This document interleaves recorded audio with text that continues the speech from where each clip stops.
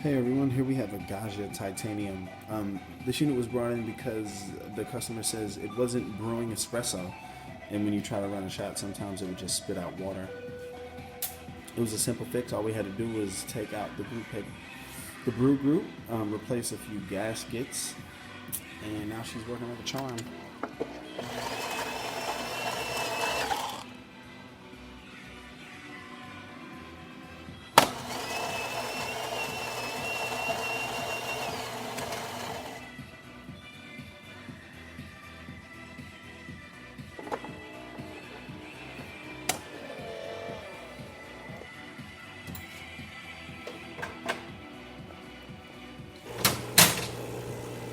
Doing some pressure, this cream fusion. There